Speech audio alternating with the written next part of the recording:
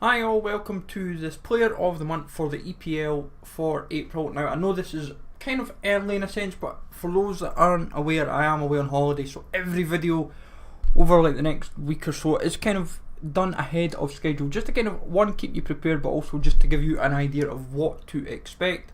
So hopefully looking by the thumbnail, it gives you plenty of food for thought to what to expect, but you've also got to remember that Player of the Year is a factor as well just now.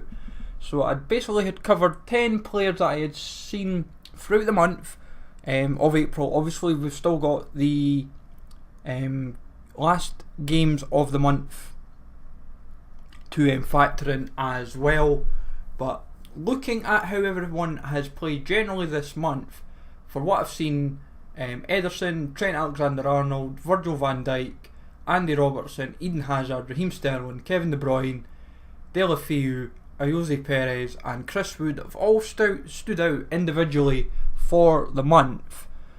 And obviously, as usual, when we're roughly surmising how this will go, I'm hoping realistically that despite Manchester City, for example, with them still having 2 games to play, that we don't get, like, say, Raheem Sterling suddenly running right. You kind of, I'll actually be honest, I wouldn't mind Ederson doing say very impressively to kind of make a difference. Like, he has done very impressive in the month, but I'm hoping he gets at least a nomination to then consider, hopefully, oh great, we could have a goalkeeper player of the month, and it gives us a change. Like, we've had mids, we've had defenders, we've had strikers. Getting a goalkeeper player of the month, which I think would be the first time in years, would just be such a nice change of pace. But for me personally, I think the way the Player of the Month for April is going to shape up, it will be somebody that has played, in essence, more games in this month, like a Man City, for example, solely because of that basis, like more games. Like, Ederson was very impressive in the Spurs game, and that is where, even with other factors to consider in that game, you'd say, well, he's had a solid month regardless in like League, Europe, etc. But obviously it's just the league that's the focus. But you would say, right, where do we go from there? Like, you'd obviously, in pretty much in every player's case, your best way is the club they play for, the league. So you'd want to go your 84 plus, so like Socrates, Leno, Bernardo Silva, Mahrez, Gundogan, Jorginho, Lacazette, Felipe Anderson even, Human Son if you can get it cheap enough, who is another that may feature in this, by the way, you never know, but I can't see it. Then you've got to factor in, obviously, with the clubs, so like Man City, you will obviously, as I said, Ederson, Bernardo Silva, Mahrez, Gundogan, they've kind of like Otamendi company. You pretty much just cover your back with all of them, you are going to be sorted pretty much fairly quickly. Fernandinho, another. Liverpool's case, obviously there's 3 standouts with Van Dijk, Robertson and Trent Alexander-Arnold. Naby Keita is going to be the most overbought player in this because of being 83 rated, but folk will still look at Robertson, they will still look at like Jordan Henderson, they'll less look at Shaqiri or Lovren, but you would heavily look at Alisson in all honesty, so don't be surprised. Then from there, you've obviously got like, but with like Alexander-Arnold, who's had quite a few assists this month, and that's where it could swing in a defender's case. Like, Liverpool have won. Basically in Liverpool's case, yes, they've not had the hardest games in the world, like the Chelsea, like they've not had like Man City, Arsenal consistently. They've not had to play all those games. They've had, like, Chelsea's been seen as like their hardest game in the month, but they've got through Cardiff, they've got through Chelsea, they've got through all their teams that they've had to play, and that's when it can make all the difference for saying, right, they may have a chance for sneaking in as player of the month. And in all honesty, an Alexander-Arnold, yes, he's got his future stars card, yes, he's got a first in form, but something in between that's not as expensive as the future stars, but at least looks appealing, especially if he doesn't get a team of the season card. I wouldn't exactly knock it. It would be as long as it's usable. It's 86 rated, and it would be quite fun to use. Ederson would be like 88, 89, depending on number of factors like informs before Player of the Month and where he gets one or not. But at the same time, because he's got like a UCL rare card, you'd kind of want to say, well, if the Player of the Month only goes to 88, it suddenly feels a bit paltry, because you're like, it's only 2 ratings and it's only +1 above a UCL rare. Why not just put it to an 89? Van Dijk could just pretty much go to like 94 or whatever. It'd be kind of crazy. Van Dijk could happen, but with obviously Player of the Year, it just gets crazy. You don't want a Player of the Year Van Dijk kicking about and a Player of the Month. Like, yes, it'll be weeks apart in the end, but you don't really want it, because then it becomes whoever wins this Player of the Month. You don't really want it to be Van Dijk. You don't really want it to be Sterling. You don't mind if it was, say, De Bruyne, because he's not getting a Team of the Season card. You would rather have a De Bruyne being as high as possible, that's not quite his Team of the Year card. But if it's a little bit better than the Footmas and is in form, then you can kind of say, well, I'll take it. Like De La Feu, you don't mind obviously having a higher rated version of him, but it got dented a little bit with the Watford Southampton game, which went against him.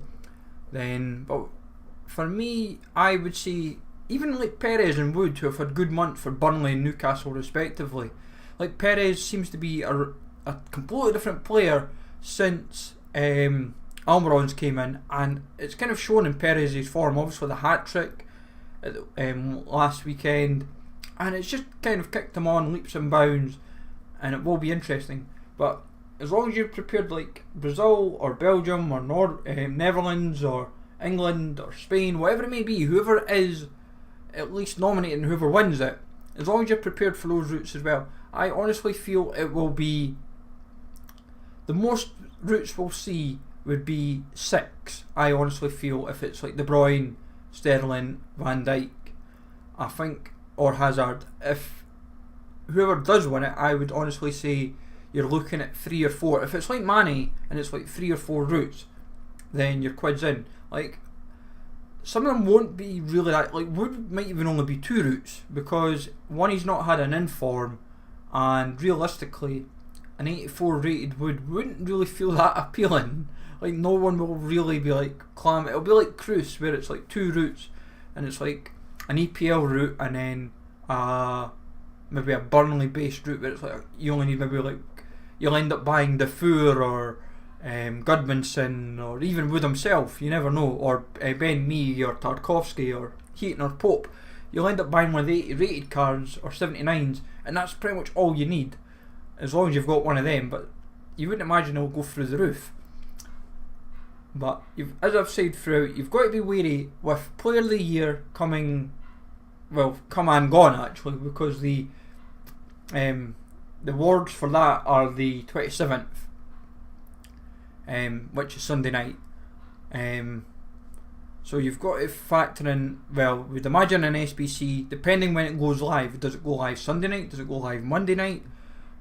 Does it go live maybe... You would never say Friday is an objective. There's no danger. It would be like win 50 games in Rivals or something over the course of the week. There's like, if it was like something really crazy like that for like say a Player of the Year Van Dijk or a Player of the Year Sterling, like no one would manage it. It'd be like crazy. Well, 50 games, everyone would relegate themselves to Division 10 just to make it that much easier.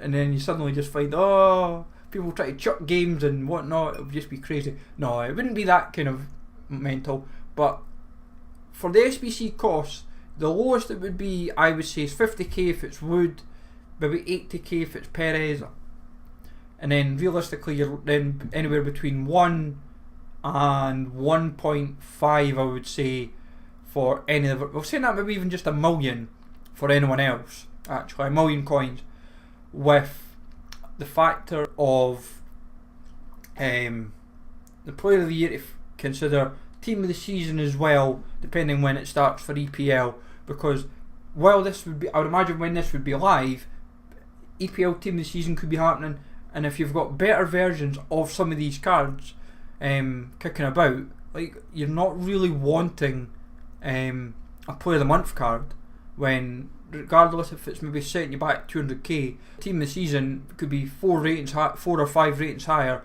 and the same price. So, and it's tradable. But we'll see how everything plays out for player of the month. It's going to be a bit crazy. As I said, all my videos just now are going to be a bit crazy, I will admit that as well. And we will just take it from there and hope for the best. So let me know, folks, down in the comments below who you would like to see win the April Player of the Month, and then also kind of about the Player of the Year as well. Who would you like to see win Player of the Year? And we'll go from there, folks. So take it easy all, thanks for watching, welcome to smash the like, sub to the channel for you, all that good stuff, and I will catch you all later.